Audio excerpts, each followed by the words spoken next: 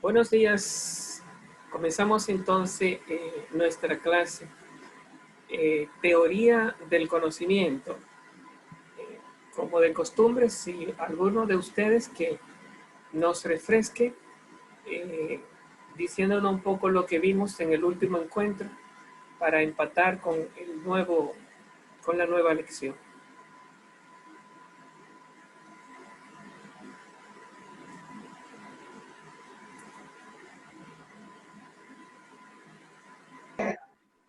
Buenos días, profesor. Sí, te escucho. Bueno, para iniciar, estamos analizando lo que es el ente y la esencia. Como usted siempre nos ha ido recalcando en cada clase, que son términos metafísicos de Aristóteles, pero Tomás de Aquino lo utiliza y lo aplica ya en el ámbito del conocimiento. En el caso de Aristóteles, que usa la categoría, Tomás de Aquino no usa categorías, sino géneros. Y también uno de los puntos que se estuvieron tratando, uno de los compañeros preguntó, es de la sustancia simple. Y usted explicaba que la sustancia simple se está hablando ya de cosas materiales, espirituales, como por ejemplo los ángeles, que tienen esencia, existencia, pero no son materia. Lo que tienen materia, esencia y existencia, somos nosotros los seres humanos. Entonces, también otro de los puntos que se trató fue de la proposición, que la proposición no en el sentido gramatical, de la gramática, sino ya en el sentido del dicho y el hecho, la proposición aquella cosa que tiene que ir concorde a la realidad, de lo que se dice. Entonces, bueno, eso es lo que yo puedo hasta ahora, lo que recordé de la próxima clase.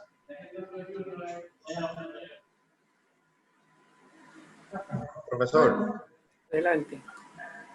Magíster, también estuvimos hablando en la clase anterior sobre la verdad de primer modo con receptáculo y también que la verdad está desde fuera hacia adentro y no de dentro hacia afuera. Otro tema en el que se estuvo platicando fue que la sustancia se encuentra en el primer modo y que las cosas son inteligibles por su esencia y no por su forma. Gracias. Doctor. Profesor, también veíamos algo muy interesante en Santo Tomás en el libro, que usted se refería a una parte que decía acerca de los dos modos, que en el primer modo se encuentra la ciencia, que significa algo común en toda la naturaleza, y usted decía que era más o menos tomado de la idea de Platón, en el sentido del mundo inteligible. Y después veíamos lo que eran los géneros, que decía que lo afirmó usted, y como aquello por lo que una cosa se constituye en su propio género, especie. Es lo que significamos por medio de la definición que indica qué es la cosa, que lo podríamos interpretar en Aristóteles, como él ve los géneros, las categorías en su caso, en las mismas cosas. Entonces, Santo Tomás de Aquino utiliza estos dos conceptos para ir dando forma a los modos del ente como tal. Bien. Bueno, retomamos aunque el concepto de proposición. Cuando se habla en lógica de proposición, se está hablando de convertir en verbos, convertir en verbo lo que es el juicio. Recuerden que las tres partes del entendimiento son el concepto, el juicio y el razonamiento, el raciocinio. en lógica, cuando uno estudia lógica, se divide en tres partes. Lógica de los conceptos, que es el concepto, perdón, sujeto y el concepto predicado. Lógica del juicio, que son los pensamientos, digamos, cuando uno afirma o niega algo de la realidad, y el razonamiento, que es una combinación de juicios. Entonces, si tú... ¿Puedes acercarse más al micrófono, por favor? Que se escucha un poco bajito. ¿Será que lo suba? Porque yo tengo el micrófono. Como sea. Ya, pero no creo que tenga muchas posibilidades. Bueno, sí. Cuidado si se daña en vez de... ¿Se escucha mejor o igual? Sí, se escucha mejor. Bueno, entonces decíamos que hay en nuestra mente está el paquete que se llama razonamiento, según la lógica, ¿no? Esos razonamientos se divide en juicios. Un razonamiento tiene tres juicios. Por ejemplo, si yo digo el clásico ejemplo de Aristóteles, todos los hombres son mortales, Sócrates es hombre, por lo tanto Sócrates es mortal. Cada premisa es un juicio. El juicio, que es la premisa mayor, todos los hombres son mortales. El juicio, la premisa menor, Sócrates hombre, y la conclusión, Sócrates mortal. Entonces, cada uno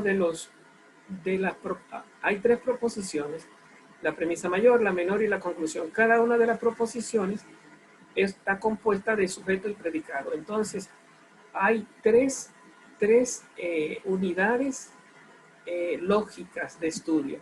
La lógica estudia el razonamiento, las leyes del razonamiento, estudia las partes del razonamiento que son los juicios. En este caso, todos los hombres son mortales, Sócrates es mortal. La lógica estudia los juicios y también estudia los componentes de los juicios, los conceptos, y busca por lo tanto la extensión, la comprensión de lo que se llaman los conceptos, que sería el concepto sujeto y el concepto predicado. Ahora bien, esos elementos, esas unidades de la lógica, cuando se expresan en el lenguaje, si tú eres de habla hispana, expresará tu razonamiento. La parte del razonamiento, que son los juicios, y la parte del juicio, que son los conceptos, lo expresará en español.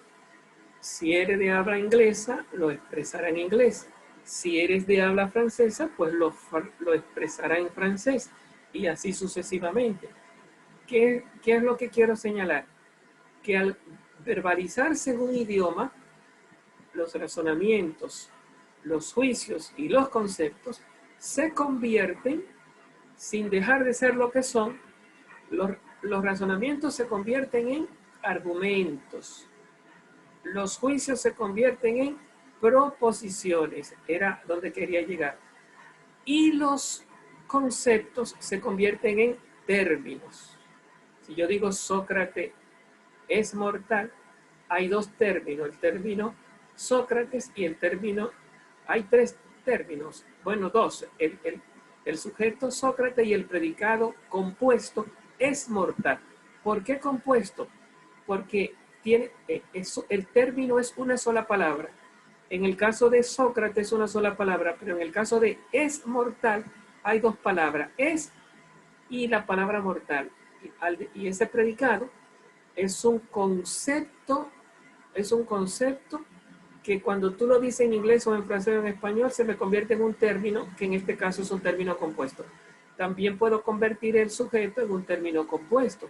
Si yo, en vez de decir Sócrates mortal, digo el maestro de Platón es mortal, hablando del mismo Sócrates, ya el sujeto sigue siendo el mismo concepto, pero no está expresado en un término, sino en tres términos. El maestro de Platón. Ese de Platón habría que verlo como uno, porque forma una unidad proposicional. Pero bueno, el hecho es que cuando tiene más de una palabra, se llama término simple. Y cuando tiene más de dos palabras, se llama término compuesto. Bueno, entonces, yéndonos a donde me interesa, que es la proposición. Ayer diferenciábamos entre una proposición gramatical, que tradicionalmente hablando eran las oraciones simples, compositivas de la oración compuesta. Las oraciones que estaban dentro de la oración compuesta, que ya no se le llama oraciones simples, se le llama proposiciones, porque una oración se define como una independencia semántica y una oración, una proposición no tiene independencia sintáctico-semántica porque está atrapada en la oración, dentro de la estructura de la oración, las compuestas. Por eso no se le llaman oraciones, se le llaman proposiciones. Pero ese término, proposiciones, aquí en teoría del conocimiento, tiene el valor de la lógica, no el valor de la gramática.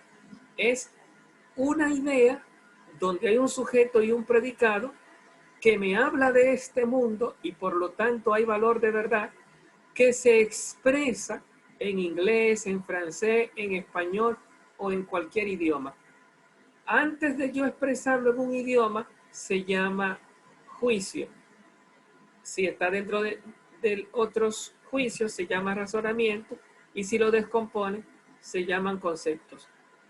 Cuando lo expresa, entonces hablamos de proposición. Una proposición es un juicio dicho, es un juicio convertido en expresión lingüística, dicho en inglés, en francés o en español. Un término es un concepto dicho. Fíjense que conservamos el rigor lógico, porque no es cuestión de decir Superman vuela a la velocidad de la luz.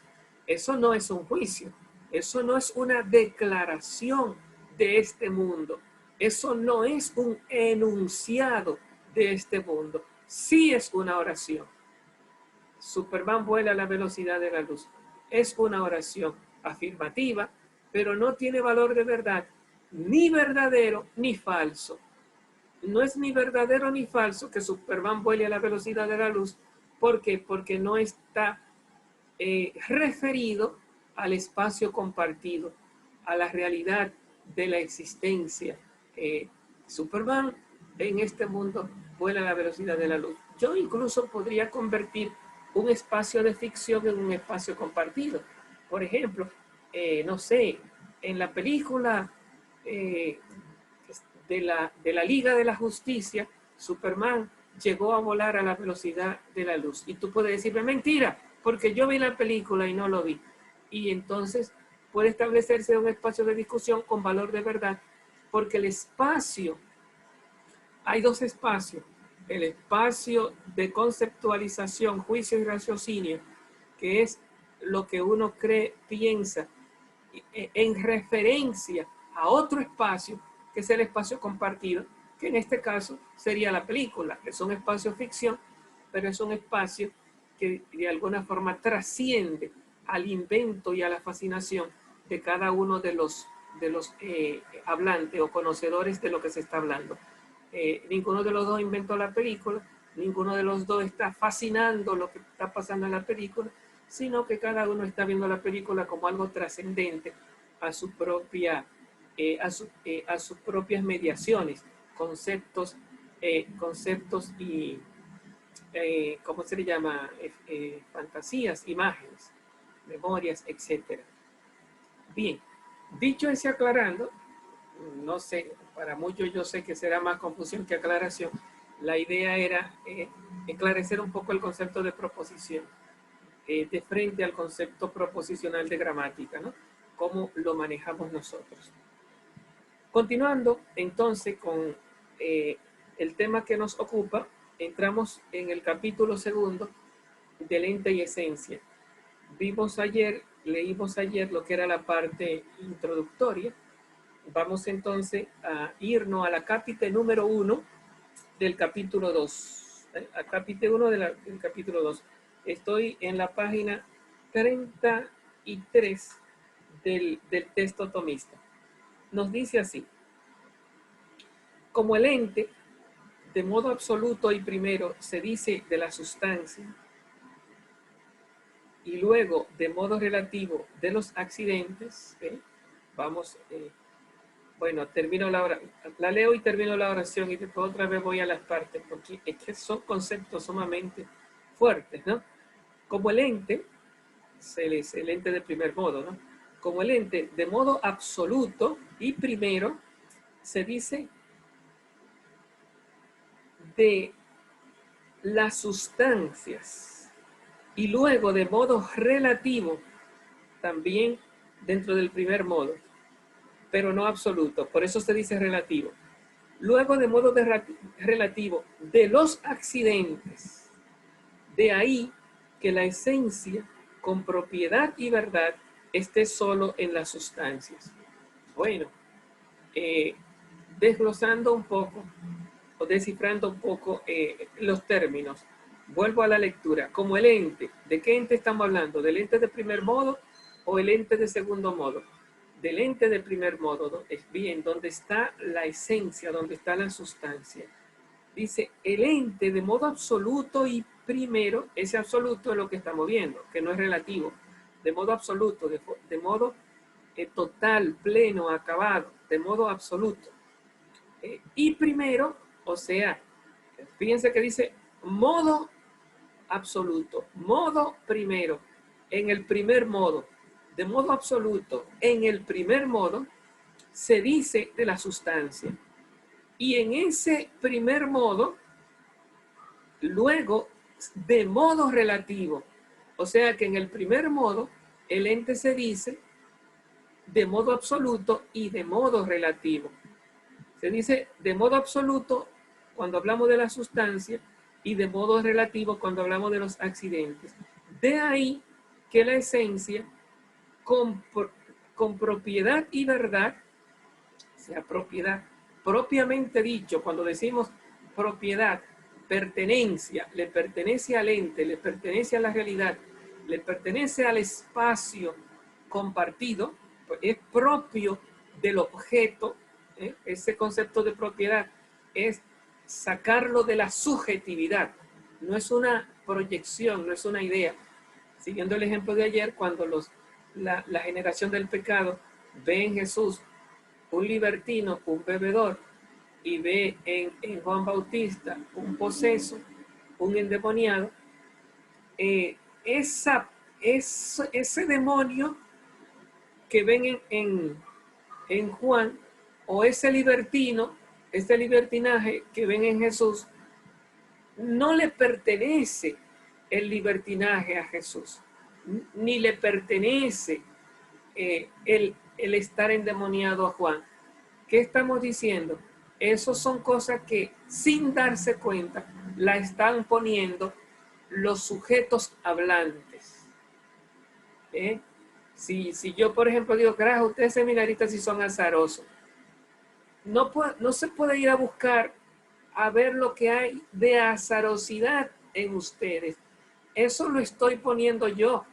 Eso lo está poniendo el hablante. Eso es un sentimiento. Y por más convencido que yo esté y venga mi esposa y me diga, no, Martín, los seminaristas no son azarosos. Yo digo, ¿cómo que no? Por más convencido que yo esté, no es una realidad que le pertenece a ustedes. Es una realidad que la estoy poniendo yo como hablante. Entonces podemos decir que no es una verdad ni absoluta ni relativa. ¿Por qué? Porque no es propiedad del objeto. ¿De dónde sale? Del sujeto cognoscente. No le pertenece al objeto conocido. Si le perteneciera al objeto conocido, habría verdad. Y donde hay verdad nociológica, habría conocimiento, porque para que haya conocimiento, tiene que haber verdad. Y la verdad no depende del sujeto, le pertenece al objeto. Entonces esta palabrita de propio, que también Frege va a hacer honor ya en el siglo XX, inicio del siglo XX, como padre de la teoría del conocimiento del Círculo de Viena, Frege va a rescatar ese término del concepto de propiedad. Aquí está en Tomás y le pertenece a Aristóteles. La forma que se conoce es propia del objeto, no es propia del sujeto. Le pertenece a lo conocido y no al conocedor. El que ustedes sean seminaristas, si yo lo digo, no es porque yo, como la generación del pecado, pone en Jesús libertino y pone en Juan endemoniado. Si yo digo que ustedes son seminaristas, no es algo subjetivo que yo lo esté poniendo, es algo objetivo. ¿Cómo así? Propiedad del objeto, le pertenece a la cosa. En ese sentido, cuando está en el ente de segundo modo, no hay propiedad. En el ente de segundo modo, ¿por qué no? Porque no hay objeto. Al objeto no le pertenece como propiedad el sujeto ni el predicado. Ahora bien, cuando hablamos del primer modo, la propiedad la encontramos de dos maneras. De modo absoluta, cuando pertenece de forma total, acabada, en comparación con los accidentes, y de modo relativo, en comparación también con los accidentes. Fíjense que aquí estamos usando la palabra relativo, no di que es relativismo, según tu punto de vista, porque eso sería volver a lo que se llama el subjetivismo. Se confunde relativismo en relación a con subjetivismo que sale del sujeto.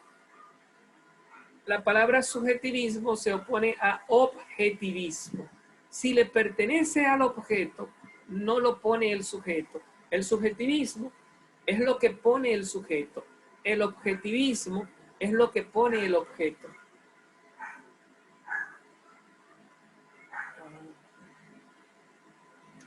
Perdón, que se me quedó la puerta abierta. Bien. Decíamos que cuando hablamos de lo que se llama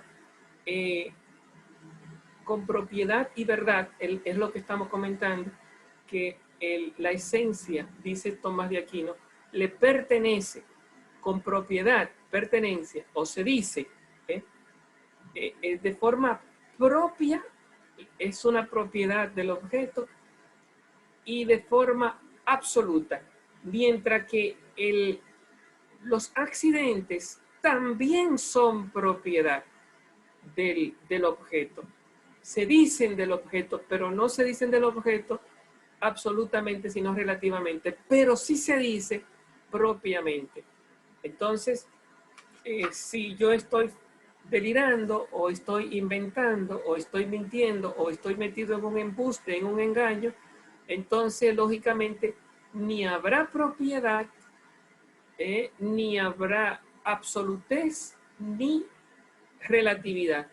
Para que haya propiedad, la propiedad es de dos formas, absoluta y relativa. Estoy hablando no del relativismo, que es subjetivo, sino que estoy hablando de la relatividad objetiva, donde hay propiedad perteneciente al objeto, donde el accidente es relativo en comparación con la sustancia, con la esencia, pero no es subjetivo, es objetivo, le pertenece al ente, le pertenece al objeto conocido, no está puesto por el sujeto conocedor.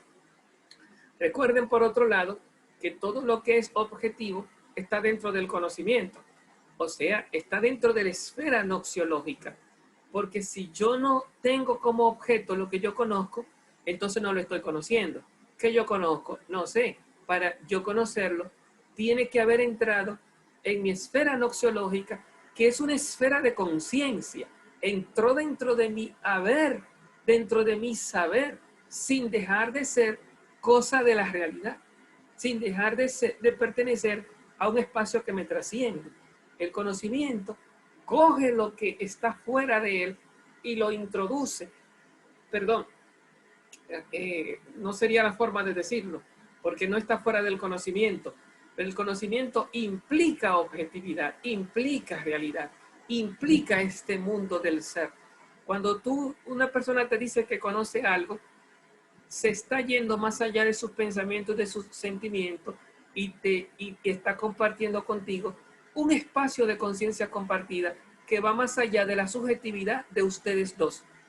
Si yo, por ejemplo, digo que, por decir el primer ejemplo que me llega, que estamos viviendo en una pandemia internacional, ustedes me entenderán fácilmente.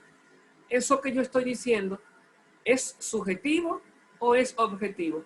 Dicen, claro que todo conocimiento lo trae un sujeto. Es subjetivo porque es un sujeto el que conoce, pero el conocimiento no es solo un sujeto. El sujeto es conocimiento porque también es objetivo. Traigo un objeto. Entonces, cuando yo digo que estamos de frente a una pandemia internacional, le estoy llevando a ustedes a compartir a través del lenguaje un espacio de referencia. ¿Cuál espacio? El espacio donde se está dando la pandemia, que ustedes también pueden rescatar, no imaginar, sino rescatar referencialmente. O lo pueden imaginar, como diría Aristóteles, pero habría que ponerle apellido, noxiológicamente. Lo pueden imaginar como algo que está en el espacio compartido del cual estamos hablando, el espacio que nos trasciende. ¿Cuál espacio? El espacio de la realidad. De tal manera que yo no vengo, yo pienso, yo entiendo. Aún y si te hablaría así, tú podrías entenderme, porque te estoy compartiendo un espacio de mi propia interioridad. Mira, fulano, yo me siento mal por esto, por lo otro. Entonces tú puedes ser que entre a mi espacio y comparta un espacio que nos trasciende a los dos como sujetos. Siempre será así para que haya conocimiento. Y se declara ese espacio como objeto de compartimento o como objeto de conocimiento.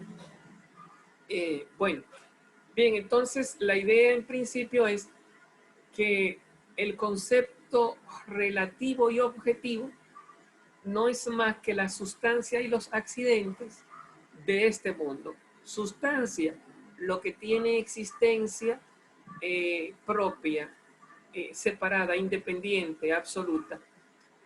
Accidente, lo que necesita de la sustancia para existir. El tamaño con respecto a la piedra. El tamaño es un accidente de la piedra. El peso. ¿Cuánto pesa esa piedra? El peso es un accidente de la piedra. Peso no es piedra. Tamaño no es piedra. Edad no es piedra. Los accidentes son relativos porque dependen de la sustancia. Y la sustancia es absoluta porque no depende de otra realidad para poder existir o subsistir. Entonces, y propiedad del mundo, del plano, de la objetividad, dentro siempre del conocimiento, fuera de las mediaciones, fuera de las imaginaciones subjetivas.